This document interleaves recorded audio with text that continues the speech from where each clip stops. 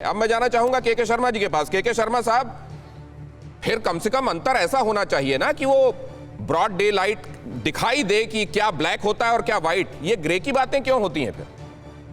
नहीं, ग्रे की बात नहीं। मैं अभी अपने कांग्रेस के प्रवक्ता मित्र को सुन रहा था। इनकी बातों से ही स्पष्ट है कि इनका संविधान में कोई विश्वास नहीं। इन्होंने कहा कि तमाम बलिदान जिस परिवार ने दिया, तो क्या उसकी विरासत हो गई? क्या यह देश उसकी विरासत है कि उस यानी उनके यहाँ बलिदान दिया तो उनकी विरासत की उनका नाती होगा, पोता होगा, बेटा होगा, वो जो है इस देश का ही नेतृत्व करेगा? तो इससे स्पष्ट है कि ये वंशवाद और परिवारवाद के ये सबसे बड़े उदाहरण इस देश के अंदर है और ये आज भी उस मान्यता को पूरा करते हैं।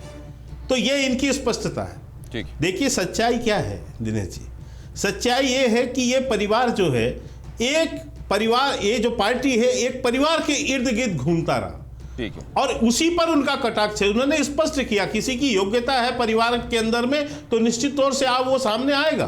संविधान इस बारे में क्या कहता है? आपत्ति नहीं है। संविधान इस बारे में क्या कहता है?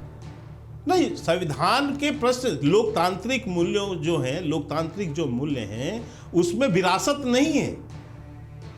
क्यों लोकतांत्रिक विरासत में क्यों? मेरे पिताजी ने मुझको बताया कि इस देश के लोकतंत्र में क्या बातें समाहित हैं और कैसे इसको आगे लेकर जाना है। मैं कोशिश कर रहा हूं मैं अपने बच्चे को सिखाऊं, तो ये क्यों नहीं है सर? विरासत में क्यों नहीं जाती एक पीढ़ी से दूसरी पीढ़ी में? नहीं, विरासत में इसलिए नहीं जाती क्योंकि आप पार्टी के अंदर भी लोकतांत्रिक मूल्यों को आपको अपनाना पड़ेगा, तभी आप एक संदेश दे पाएंगे। तो आज ये 14 पार्टियां क्यों नहीं थी सेंट्रल हॉल में? नहीं, वो तो ये इसका उत्तर तो ये देंगे। उसका जो ये बहिष्कार कर रहे हैं, तो ये देखिए, ये संविधान दिवस के दिवस पर ये किसी यानी संविधान दिवस का बहिष्कार नहीं, ये संवैधानिक मूल्यों का बहिष्कार था। तो आइए जवाब लेते हैं। सुनील साजन, आप थे क्यों नहीं वहां? किशोर तिवारी जी, आता हूं। जी दिनेश जी, क्यों नहीं थे आप लोग वहां?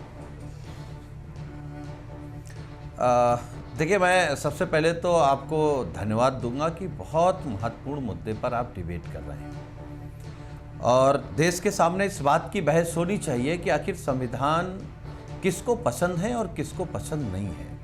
केवल माननीय प्रधानमंत्री जी ने यह कह दिया कि संविधान की भावना का विरोध है, तो संविधान की भावना का विरोध कौन कर रहा है?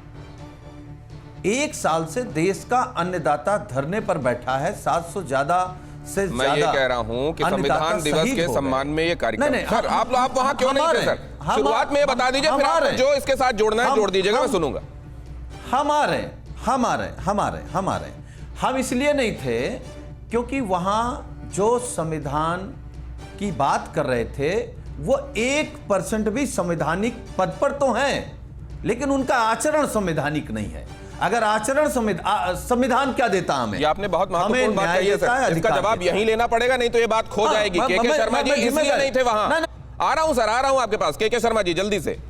देखिए, इनको सुनील साजन जी आ रहा हूं आपके पास। ये सच्चाई है, इनके बयान से स्पष्ट हो गया दिनेश जी कि इनको देश की संवैधानिक संस्था, राष्ट्रपति जैसे जो संविधान के प्रमुख हैं, उन पर विश्वास नहीं, इसलिए ये राष्ट्रपति के नियुक्ति पर प्रश्न उठा रहे हैं। अभी इनको बात पूरी करने दीजिए। अच्छा ठीक है, सुनील साजन जी, नहीं आप दोनों की बातों से मैं नहीं, एक सेकंड, बाकी मेहमानों के पास भी मुझको जाना है। मेरे 3 मेहमान, उनके पास जा ही नहीं पाया हूं मैं। जल्दी से सुनील साजन जी अपनी बात पूरी कीजिए। संविधान हमको न्याय देता है, संविधान हमको अधिकार देता है। अब वहां पर जाने की बात कर रहे हैं जहां पर टेनी गृह राज्य मंत्री उपस्थित हो, जिसके बेटे ने कुचल के किसानों को मार दिया। क्या किसानों को न्याय मिला? क्या हाथरस की बेटी को, यही शर्मा जी, यही इनकी पार्टी और इनके नेता और इनके अधिकारी कह रहे थे कि वो तो राष्ट्रभक्त हैं, बाद में वो दरिंदे निकले, बलात्कारी निकले। ये राष्ट्रवाद है? ये इनका संविधान पर भरोसा है? संविधान कहता है कि हमको शैक्षिक बराबरी चाहिए, राजनीतिक बराबरी चाहिए, धार्मिक बराबरी चाहिए, आर्थिक बराबरी चाहिए।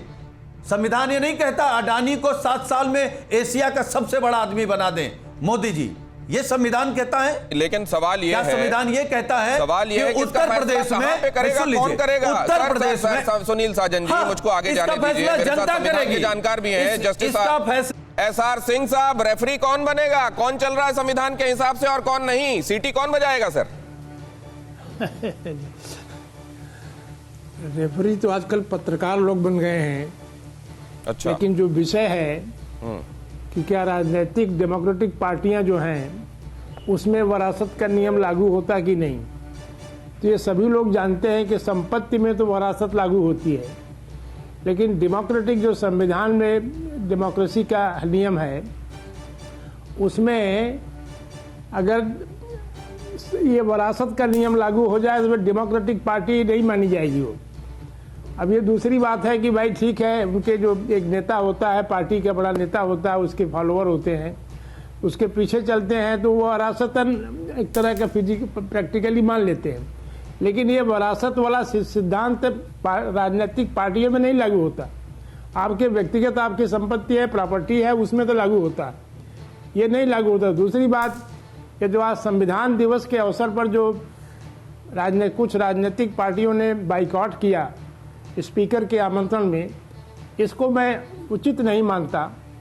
ये उचित नहीं है। अब उसका मुद्दा है, या पार्लियामेंट में आप पार्लियामेंट मेंबर हैं, वहाँ जो भी किसी पार्टी का हो, उसका संवैधानिक मूल्यों का विरोध करता है। ये आपने जो बात कही है ना सर, इसको लेके जाना पड़ेगा मुझको। ये आपने संविधान दिवस, ये आपने रेखांकित करने वाली बात की है, लेकिन इसका जवाब भी मैं जरूर लूंगा जब मैं राहुल देव सर आपके पास आऊंगा कि जर्नलिस्ट करने लगे हैं क्या रेफरी का काम, और शायद इसीलिए इन रेफरियों की कोई मानता नहीं है।